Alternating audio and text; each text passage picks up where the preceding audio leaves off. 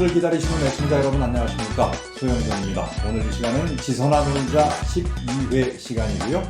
오늘부터는 지방선거 이후에 경기도 내 정국을 좀 살펴볼까 합니다. 오늘 이 시간에도 윤종아 기자 옆에 자리하고 있습니다. 안녕하십니까? 네, 안녕하세요. 예.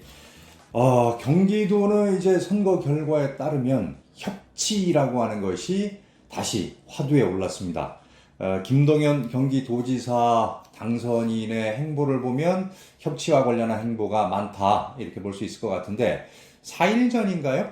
남경필 전 경기도지사를 만나면서 남 전 지사가 전에 했던 이 연정에 대한 어떤 노하우를 좀 얘기를 들은 것 같아요. 네, 지난 8일에 남경필 전 지사 그리고 이제 국회의원이죠. 이재명 전 지사를 이제 만났는데요. 네. 그러면서 김동연 당선인의 협치 행보가 본격적으로 시작됐다. 이런 해석이 나오고 있습니다. 예, 특히나 이제 이 경기도를 보면 여소야대 네. 구도입니다. 이런 전국에서 협치가 주요 화두로 떠올랐는데 여기서 이제 용어 정리를 좀 잠깐 해보면 여소야대라고 하는 게 이제 대한민국으로 놓고 봐도 여소야대가 맞습니다. 네네. 아직까지는 더불어민주당 국회의원 수가 더 많기 때문에 여소야대라고 하는 것이고 그 경기도를 놓고 봐도 경기도의 수장이 누구냐? 더불어민주당 출신이 됐기 때문에 근데 의회 구성을 보면 여야가 더불어민주당과 국민의힘이 동수기 때문에 여소야대라고 볼 수 있다. 이렇게 네네. 용어 정리를 합니다. 약간 좀 이 부분에 대해서 헷갈려 하시는 분들이 계시는 것 같아서 용어 정리를 합니다. 자, 그런데 본론으로 좀 넘어가 보죠. 김동연 당선인으로서는 특히 이제 남경필 전 지사의 연정이라고 하는 것을 좀 참고해야 될 부분이 있어요. 네, 그렇죠. 남경필 전 지사가 취임한 2014년을 보면요. 현재 2022년 경기도 지방정부 구성과 매우 유사한 것을 볼 수 있습니다. 예. 그 당시 경기도의회 의석수가 여당인 새누리당이 40%, 야당인 더불어민주당 전신인 새정치민주연합이 60%를 점하고 있었고요. 시군단체장도 현재와 거꾸로 새정치민주연합이 주요 대도시를 승리하면서 3분의 2 가까이 차지하고 있었습니다. 또 경기도 교육감도 진보 성향인 이재정 교육감이었습니다. 예.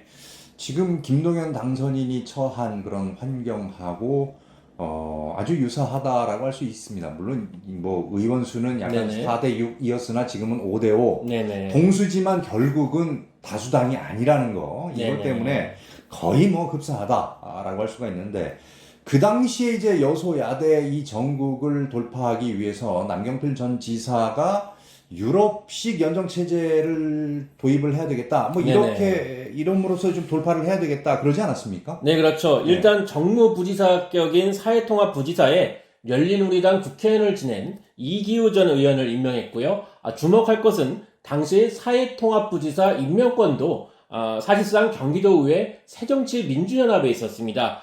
도의회에서 추천한 인사를 도지사가 임명하는 형식을 가져왔습니다. 예, 그러니까 경기도 집행부의 인사권 일부를 네네. 야당인 새정치민주연합에다가 줬단 말이에요. 네네네. 아예 넘겼어요. 네네. 예. 네, 이렇다 보니까 사회통합부지사에 있었던 이 산하에 있었던 보건복지국이랄지 경기도 조직의 3분의 1 정도는 인사권이 새정치민주연합에 있었다 이렇게 볼 수 있고요. 예. 유럽의 내각제를 보면 이런 형태를 많이 볼 수 있습니다. 그렇습니다. 유럽을 보면 이제 다당제가 정착돼 있고 그러다 보니까 이제 연정이라고 하는 것이 일상화돼 있잖아요. 예, 그렇죠. 예. 유럽의 정치 형태를 보면 연립 내각 형태를 자주 볼 수 있는데요. 총리는 다수당에서 배출하더라도 정당의 연합 형태에 따라서 내각 인사는 정당별로 배분하는 모습을 볼 수 있습니다. 남경필 전 지사의 경우에는 이 같은 유럽형 내각제를 경기도에 실험적으로 적용했다. 이렇게 볼 수 있습니다. 예.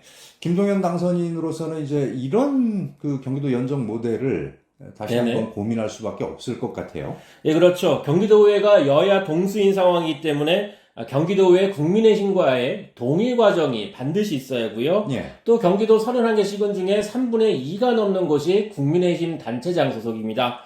이러면 경기도와 시군 간의 협력 사업을 하더라도 네. 국민의힘과의 이 협조가 없다면 도정을 제대로 이끌 수 없습니다. 예. 그러니까 조금 좀 별개로 아시는 분들도 계시는 것 같더라고요. 경기도의 사업과 시군구의 사업이 마치 별개로 돌아가는 것이냐 이렇게 생각하시는 분들도 있는데 사실은 거의 다 협력 사업이잖아요. 네네. 그렇죠. 예산이 경기도의 예산과 시군구의 예산이 합쳐지면서 네, 이루어지는 그렇죠. 사업들이 많죠. 네네. 그래서 이 동의를 얻고 협력을 구해야 되는 그런 상황인데 그래서인가요? 김동연 당선인하고 박정 이 더불어민주당 경기도당 위원장이 국민의힘 경기도 당사를 방문을 했어요. 예. 네, 지난 7일에 김동연 당선인과 박정 민주당 경기도당 위원장이 수원 국민의힘 경기도 당사를 차려서 김성원 국민의힘 경기도당 위원장을 만났습니다. 네. 여기에 경기도 인수위에 국민의힘 인사를 참여하는 것을 합의했는데요. 이에 따라서 20명의 인수위원 중에 2명을 국민의힘 추천 인사로 채우겠다는 게 김동연 당선인의 계획입니다. 예. 그 합의까지 했어요. 네네. 2명 뭐 받아들이겠습니다. 참여하겠습니다. 네네. 그런데 왜 아직까지 인수위원 추천이 없는 거죠? 국민의힘에서 추천이 지금 없는 상황이잖아요. 예, 그렇죠. 네. 아무래도 김동연 당선인이 낮은 단계의 협치를 얘기하면서 국민의힘과 삐걱거리는 것이 아닌가 이렇게 보이는데요. 네. 남경필 전 지사처럼 부지사직을 포함해서 사실상 인사권과 예산권 일부를 나누는 협치가 아니라 이제 아주 낮은 단계의 이 협치가 예상되기 때문에 국민의힘으로서는 좀 신경전이 좀 벌어지고 있다 이렇게 볼 수 있습니다. 예, 그 남경필 전 지사 만나는 기사가 났던데 거기를 보니까 네네. 시작은 낮은 단계에서 하는데 중장기적으로는 남경필 전 지사의 연정 협치 모델보다는 더 나아갈 것을 검토하고 있다. 뭐 이런 식으로 얘기는 나왔는데 네네. 국민의힘 입장에서는 시작부터 화끈하게 가자. 뭐 이런 뉘앙스인가요, 지금? 그러니까 이제 점점 단계를 높이겠다는 게 사실은 이제 국민의힘 입장에서 보면 네. 좀 추상적이지 않습니까? 예, 그렇기 때문에 그렇죠. 예, 합의는 이제 구체적으로 돼야 되는데 네. 아마 그런 부분에서 좀 이견이 있지 않나 이렇게 보입니다. 예. 그나저나 경기도 의회도 지금 신경전이 한창인데 무엇 때문이냐면 바로 의장직 네네. 선출 때문에 그렇습니다. 예, 그렇죠. 경기도의 더불어민주당과 국민의힘이 78석으로 지금 같은데요. 예. 이렇다 보니 의장 선출에 있어서 신경전이 치열합니다. 경기도의 의장 선출 규정을 보면 동률일 경우에는 연장자 우선 원칙이 있습니다. 나이 예. 많은 예, 예. 이렇게 되면 국민의힘이 유리한데요. 예. 이러자 도의회 민주당이 10대 후의 마지막 본회의가 이번 달 말로 예정돼 있는데 동률일 경우에 다선 우선 원칙으로 가자. 이런 개정 의견도 내놨습니다. 하지만 이후에 정치적 후폭풍을 고려해서 실제 실현될지는 좀 현재로서는 좀 낮아 보입니다. 그러니까 이것도 새로운 사실이긴 한데 네네.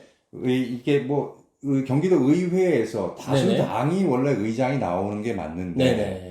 워낙 동수다 보니까 네. 이런 경우에는 규정을 봤더니 연장자더라. 그러니까 네. 선수도 아니에요. 3선 뭐 그러니까 이게 광역의회별로 좀 다른데요. 서울시 의회의 경우에는 다선 우선 원칙입니다. 근데 이제 보니까 경기도 의회는 연장자 우선 원칙. 초선이라도 예, 연장자 우선 원칙입니다. 그러니까 선수에 상관없이 연장자 우선 원칙입니다. 이게 광역의회마다 다른데 네네. 경기도 의회는 이 연령, 나이로 이 동률일 경우에 네네. 나이가 많은 사람이 승리하는 것으로 이렇게 규정이 되어 있습니다. 요거는 좀 또 새롭다고 보네요. 네네. 이게 초선이라도 나이가 많으면 의원수가 동률일 경우에 의장을 할 수 있다. 현재는 그렇지만 더불어민주당이 약간 이 부분을 개정하려고 한다. 그런데 국민의힘은 뭐 개정하려고 하겠습니까? 아마 네.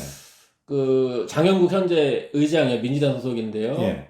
이 개정에 부정적이고 네네. 또 앞으로 이제 다음 달부터 11대 의회가 개회하기 때문에 네.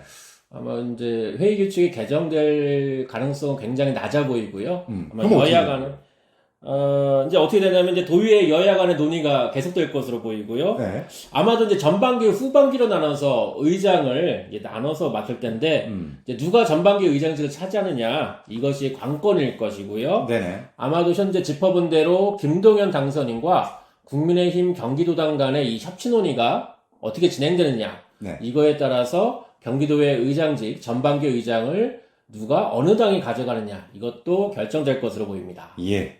6일 지방선거 특집 지선아 놀자 12회 시간 함께 했는데요. 다음 달입니다. 이제 7월 1일부터 새로운 지방정부가 출범을 하게 되는데 경기도에 있어서는 경기도 지방정부의 여소야대 상황을 저희가 한번 짚어봤고요.